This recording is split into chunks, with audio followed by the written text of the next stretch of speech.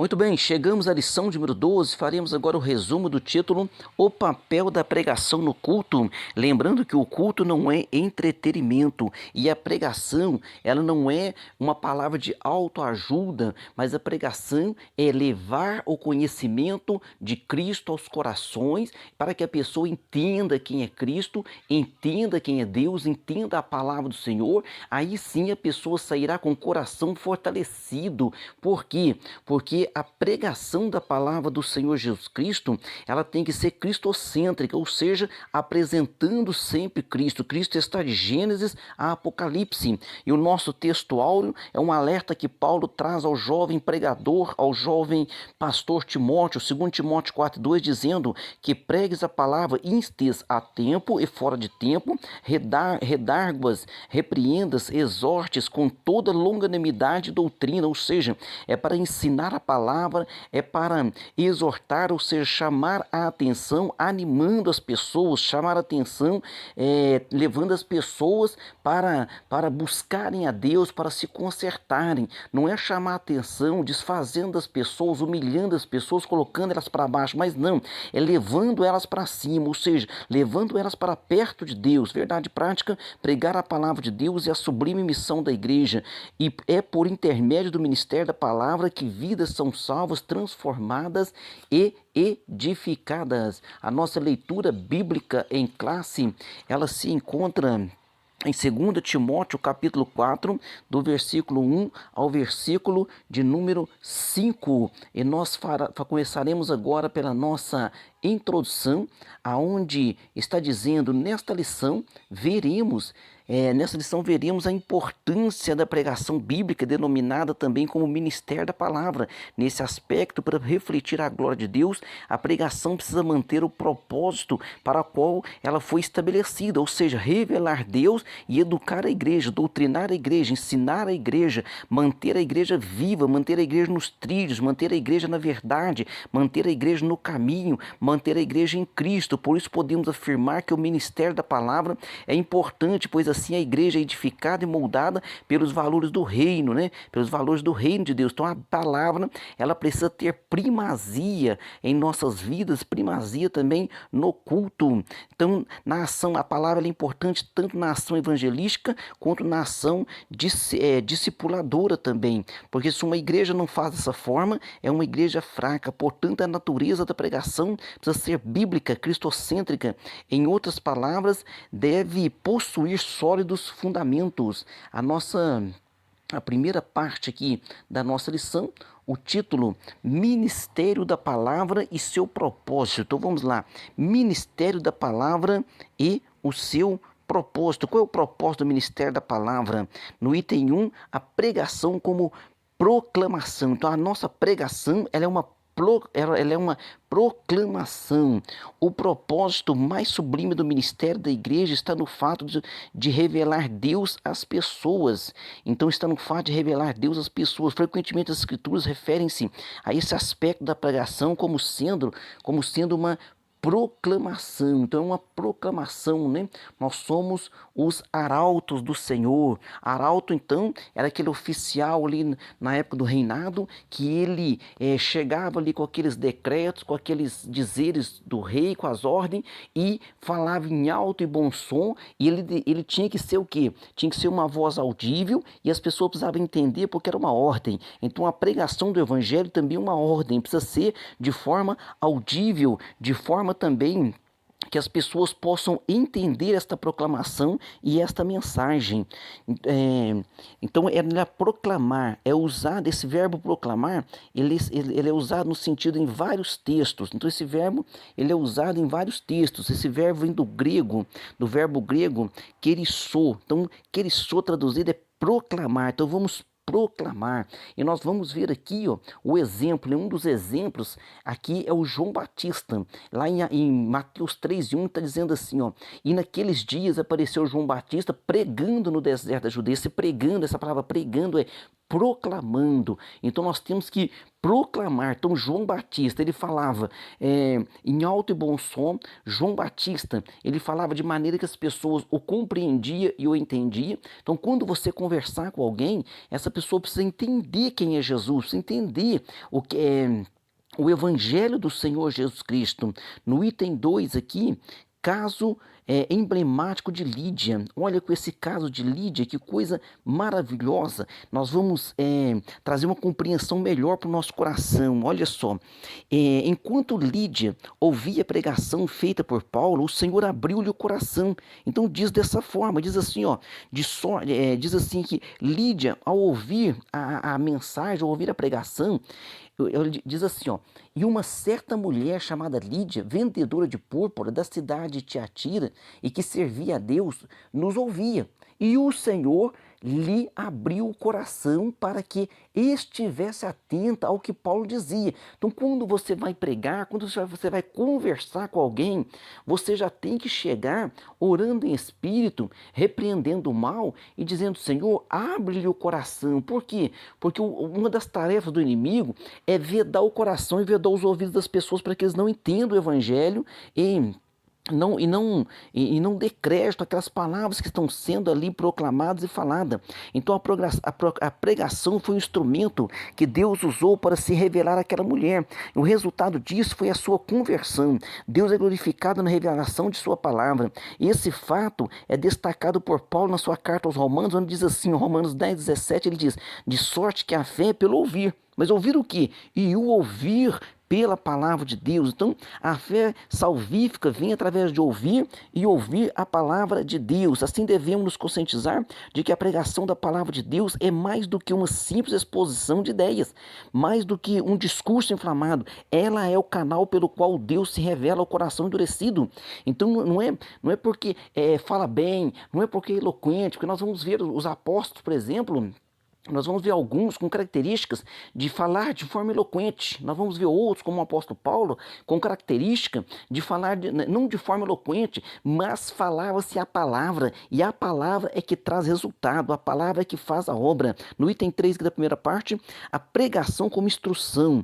As pessoas que foram alcançadas, então veja bem, as pessoas que foram alcançadas pela proclamação da palavra, elas que foram alcançadas, elas precisam o que agora? Elas precisam crescer e amadurecer no evangelho, ou seja, necessitam ser discipuladas e instruídas. E é significativo o fato de que o ministério de Jesus tenha o ensino como fundamento. O próprio Jesus, né, está dizendo aqui, ó, e percorria Jesus toda a Galileia, ensinando nas sinagogas. Lá em Mateus 4:23 deixa claro, Jesus percorria toda a Galileia, ou seja, nós temos que alcançar todos aqueles que estão ao nosso redor. E fazia o que? Ele ensinava nas sinagogas. No Sermão do Monte, ali quando começa o Sermão do Monte, em Mateus 5, está dizendo o quê? Que Jesus sentou para ensinar a palavra a eles. Assim também o apóstolo Paulo gastou grande parte do seu tempo ensinando. Então nós vamos ver aqui, ó, em Atos capítulo 18, versículo 11, e ficou ali 1 ano e 6 meses. 1 ano e 6 meses fazendo o que, pastor? Ensinando entre eles a palavra de Deus. Olha a importância do ensinamento. E depois o próprio Paulo fala a Timóteo, né? Quando vai separar um obreiro, aquele que deseja o episcopado, boa coisa deseja. Mas uma das regras que ele coloca ali, uma das condições que ele coloca, ele diz assim, ó, ele deve ser apto para ensinar. Por quê? Porque precisamos ensinar, precisamos levar esta palavra, precisamos conscientizar as pessoas e é somente através da palavra e do ensinamento da palavra de Deus. Parte 2, o ministério da palavra e sua importância. No item 1, a edificação da igreja. Então, qual a importância da palavra? A edificação da igreja. A palavra tem a importante função de edificar a igreja. Essa edificação vem pelo confronto que o Espírito Santo traz pelo ministério da palavra. Então essa palavra ele exorta e consola, ou seja, ela consola, traz paz ao coração e ela exorta, chama a atenção de cada um de nós, nos animando. Ela diz onde nós estamos errando para que nós possamos acertar. A palavra não diz onde nós estamos errando para nos condenar e nos jogar para baixo, não. Ela diz onde nós estamos errando para nos levantar e nos ajudar e nos fazer vencer fazer aquilo que está nos atrapalhando a percorrer, a percorrer e a fazer, né, a vontade do Senhor e agradar a Deus. Às vezes isso pode vir em forma de elogio. Então nós vamos ver aqui em uma parte que Paulo faz um elogio que a igreja diz assim, ó, 1 Coríntios 11:2, e louvo-vos, irmãos, porque em tudo vos lembrais de mim, retendes os preceitos como vou-los entreguei. Aqui é um elogio, né? Ah, vocês estão guardando a palavra, vocês estão indo bem. Agora aqui em 1 Coríntios 11:17, agora já é exortando, chamando a atenção. Diz assim, nisto, porém, que vou dizer-vos, não vos louvo, porquanto vos ajuntais, não para melhor, senão para pior. Paulo chama atenção, e aqui é onde nós vamos ler a passagem da Santa Ceia. Ele chama atenção, ele ensina como fazer e diz a eles a instrução para fazer, ou seja, Paulo então está dizendo, você está fazendo errado, você deve fazer desta maneira e Deus vai te ajudar a fazer. Então dessa forma deve ser a pregação da palavra de Deus. O termo grego paracleses, traduzido como exortar e consolar, significa um chamado para ajudar e encorajar. Então é um encorajamento. Então nós devemos pregar a palavra encorajando as pessoas a vencer a sua própria carne, a vencer o seu próprio eu, a vencer o seu próprio ego. Este verbo ocorre com frequência, né, no Novo Testamento, sendo na maioria das vezes no contexto da igreja. Assim vemos Paulo solicitando a Timóteo que persistisse. Então tem que haver o que? Perseverança. Tem que haver o que? Persistência. Em que, pastor? O que Paulo exortou a Timóteo? Ou exortou a Timóteo, falando, Timóteo, você precisa se manter o que? Você tem que persistir em ler, ensinar a palavra e exortar. Lucas também, né, fala coisas semelhantes. Lucas destacando que a igreja andava na consolação do Espírito Santo. Então o Espírito Santo também nos consola, o Espírito Santo também nos exorta. Em ambos os textos se pressupõe o ministério da palavra como instrumento de exortação e de edificação. No item 2 aqui, a formação de valores. A pregação é um importante instrumento para a formação de uma consciência cristã. A guerra cultural travada nesses últimos dias, né, contra a fé cristã, ela tem mostrado a necessidade de nós firmarmos cada vez mais nos nossos valores, firmarmos os nossos valores, entender os nossos valores, ensinarmos os nossos valores e não arredar o pé dos nossos valores bíblicos cristãos, né? Isto, contudo, só pode acontecer de forma eficaz por meio da formação de uma consciência cristã fundamentada na Bíblia Sagrada. Isso significa que a igreja precisa mostrar de forma bem didática sua forma de pensar, crer e agir, ou seja, é preciso definir sua cosmovisão ou sua maneira de ver o mundo. Então a igreja, ela tem só uma maneira de ver o mundo. Qual é a maneira bíblica? E nós temos que tomar cuidado, porque do contrário, não seremos capazes de resistir à inversão de valores que está sendo disseminada, através da cultura atual, né? Através também da grande mídia, está sendo cada dia mais disseminado que a inversão de valores. Então nisso nós temos que tomar cuidado. No item 3 da parte 2, resistindo diante de uma cultura sem Deus. Jesus censurou seus discípulos, chamando-os de geração perversa. Então aqui em Mateus 17, quando eles foram expulsar o demônio de um jovem ali que era lunático, eles não puderam expulsar. Então foi trazido até Jesus e Jesus expulsou aquele jovem e Jesus diz para eles, até quando, né? Diz para eles assim, até quando vos sofrereis? Então o que é geração perversa? Quando o mundo, porque hoje a Bíblia diz que o mundo jaz no maligno, e a Bíblia diz também que a vinda de Jesus será como nos dias de Noé, nos dias de Ló. Era muita perversidade, era muita maldade, o povo não se preocupava com as coisas de Deus, somente com as coisas terrenas e carnais. Então nós estamos vivendo essa geração agora, e essa geração também acaba por também trazer esses valores para dentro da igreja. Nós temos que tomar cuidado. A expressão que nós usamos é o seguinte: estão trazendo o mundo para dentro da igreja. Então, nós não podemos permitir isso. Ao contrário, é a igreja que tem que tirar as pessoas do mundo e trazê-las para a maravilhosa luz que é Cristo. Assim também Paulo escreveu que Demas, né, um amigo de ministério, havia amado aquele presente século. Então, olha, Demas também amou o presente século. Demas também deixou de servir a Cristo, né, de estar aqui me ajudando. Esse mesmo Paulo exortou os crentes de Roma a não se conformarem com este mundo. Então esta passagem aqui é muito importante, ó. E não vos conformeis com este mundo, mas transformai-vos pela renovação do vosso entendimento, para que experimenteis qual seja a boa, agradável e perfeita vontade de Deus. Então não vos conformeis com este mundo. Mundo quer dizer o quê? Que nesse versículo quer dizer sistema mundano. Quando diz lá em São João capítulo 3, versículo 16, porque Deus amou o mundo, ali é as pessoas, Deus amou o mundo de tal maneira que deu seu Filho unigênito para que todo aquele que nele crê não pereça, mas tenha a vida eterna. Aquele mundo ali que Deus amou, são as pessoas. Esse mundo que Paulo está dizendo é o sistema mundano, e não vos conformeis com este mundo, mas devemos buscar o quê? Uma renovação dos nossos entendimentos.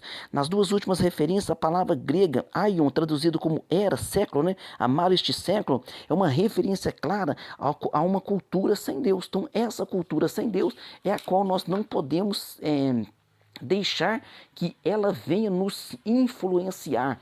Nós não podemos deixar o mundo nos influenciar, mas devemos influenciar, devemos ser influenciadores, né? Hoje está muito na moda falar, né? Influenciador digital. Nós devemos ser influenciador da palavra de Deus aos corações. Parte 3 e última, o ministério da palavra e sua fundamentação. No item 1, deve ser cristocêntrico. Então a Bíblia diz que Filipe, a Bíblia diz assim, ó, em Atos 8:5, descendo Filipe à cidade de Samaria, lhes pregava a Cristo. Então Filipe foi um dos sete diáconos. Posteriormente em Atos ele é chamado de evangelista. Então ele agora desce ali à cidade de Samaria, começa a pregar a palavra do Senhor, dizendo que pregava quem? A Cristo. A pregação precisa ser cristocêntrica. Cristo é o centro da Bíblia. Então Cristo é o centro da Bíblia. Nós vamos ver aqui em Lucas, no capítulo 24, versículo 27, o próprio Jesus dizendo assim, ó, Lucas contando, né, que Jesus encontrou com os dois discípulos a caminho de Emaús, estava muito triste, e Jesus começou dizendo assim, olha, em Gênesis está escrito, ele disse assim, Moisés escreveu no Pentateuco, os profetas falaram, ele começou a dizer, explicando para aqueles dois discípulos a caminho de Emaús, e começando por Moisés e por todos os profetas, explicava-lhes o que dele se achava em todas as escrituras. Então, Jesus está em todas as escrituras, nos Salmos, ele está de Gênesis a Apocalipse. E isso é uma importância muito grande que nós precisamos ter, porque a Bíblia Sagrada ela é resumida, mas ela aponta o norte, ela tem uma flecha apontando para Cristo. De Gênesis a Apocalipse aponta para Cristo, que é o único e o suficiente Salvador das nossas vidas, o centro da mensagem dos profetas, né? Então, indagando que tempo ou que ocasião de tempo o Espírito de Cristo que estava neles indicava anteriormente testificando o sofrimento de sofrimento que a Cristo haviam de vir e a glória que eles haviam de seguir. Então Pedro explicou sobre isso. Então nós vamos ver lá em Pedro falando, né, onde o versículo que nós citamos, indagando que tempo ou que ocasião de tempo o Espírito de Cristo que estava neles. Então desde o Antigo Testamento o Espírito de Cristo está atuando sobre os profetas, indicando a vinda de Jesus, indicando a redenção através do Senhor Jesus Cristo.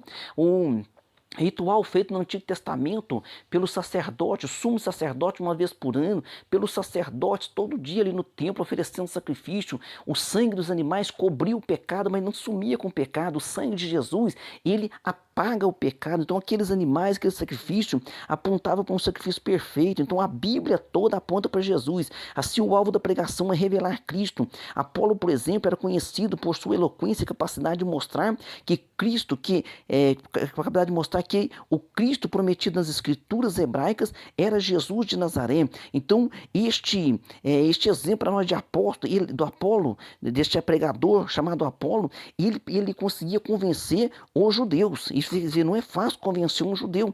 E ali em Atos 18, 28, nos conta isso. Diz assim, ó, porque com grande veemência convencia publicamente os judeus, mostrando pelas escrituras que Jesus era o Cristo. E nós precisamos mostrar pelas escrituras que Jesus é o Cristo. Então, dizendo isso, precisamos destacar que a forma e os métodos usados para a exposição das escrituras são importantes. Contudo, o mais importante é a revelação do seu conteúdo. Pregue a palavra, porque quem fará a obra Com certeza é o Espírito Santo, amém? Deve ser bíblico. Então o ministério, a pregação deve ser bíblica. Quando às vezes a pessoa começa a contar história em cima do púlpito, em vez de pregar a palavra, né? Vivemos em um tempo em que a pregação em muitos espaços, viu? Infelizmente, isso aqui é uma grande verdade qual o autor desta lição aqui, né?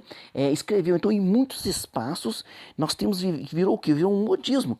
Parece que temos pregadores, né, entre aspas aqui, em demasia. Parece que tem muitos pregadores, só aí na internet é pregação para lá, é pregação para cá, mas na maioria é tudo autoajuda, não são pregações cristocêntricas. Nós temos que tomar esse cuidado, esse tipo de mensagem é atraente, porque amacia o ego, e geralmente consegue muitos seguidores nas redes sociais, para quem se vale dessa técnica, né? Contudo, não são pregadores de verdade, porque não há neles a exposição de um conteúdo bíblico. A ênfase está em performance, forma ou modo de exibir a temática e a ser abordada. O objetivo quase sempre desse povo é arrancar dinheiro, é dinheiro. Infelizmente, nós temos que tomar esse cuidado. Por quê?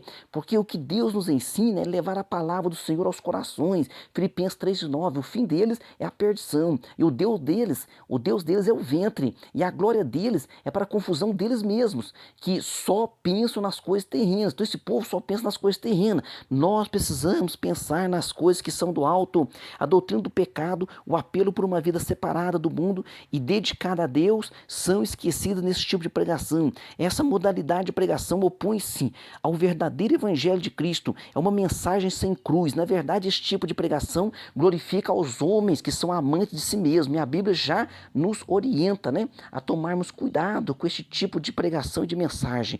Amém? Em conclusão, após a exposição dessa lição, constatamos que a igreja precisa manter-se fiel ao ministério da palavra. Isso só pode ser feito por meio de uma pregação genuína bíblica que reflita os valores do reino de Deus. Para isso não há atalhos. Numa cultura cada vez mais hostil à fé cristã, a igreja necessita proclamar as verdades do reino de Deus, ensinar a palavra, a poderosa palavra de Deus da forma que ela é. Amém? Então vamos para o nosso questionário. Pergunta de número 1. Em que fato o propósito mais sublime da igreja está amparado? Está amparado no fato de ele revelar Deus às pessoas. Então, o fato, o propósito, né, mais sublime da igreja está em revelar Deus às pessoas. Pergunta 2. O que as pessoas que foram alcançadas pelo Evangelho precisam fazer? Ao foi alcançado pelo Evangelho, entendeu quem é Jesus, precisa o quê? Precisa crescer e amadurecer na fé. Através do quê? De um ensinamento cristão, de um ensinamento genuinamente cristocêntrico. Elas precisam ser instruídas. Pergunta 3. Qual é a função da palavra de Deus? Qual é a função da palavra de Deus? A palavra de Deus tem uma importante função, edificar a igreja. Essa edificação vem pelo confronto que o Espírito Santo traz pelo ministério da palavra, que exorta e consola. Pergunta 4. O que a igreja precisa mostrar de forma bem didática? O que ela precisa mostrar? A sua forma de pensar, crer e agir de forma bem didática, para que as pessoas entendam qual é a visão bíblica, para que a igreja faça diferença neste mundo. Pergunta 5. De acordo com a lição, qual é o alvo da pregação? O alvo da pregação sempre foi e sempre será revelar a Cristo. Amém? Deus abençoe você e sua família e até a próxima aula.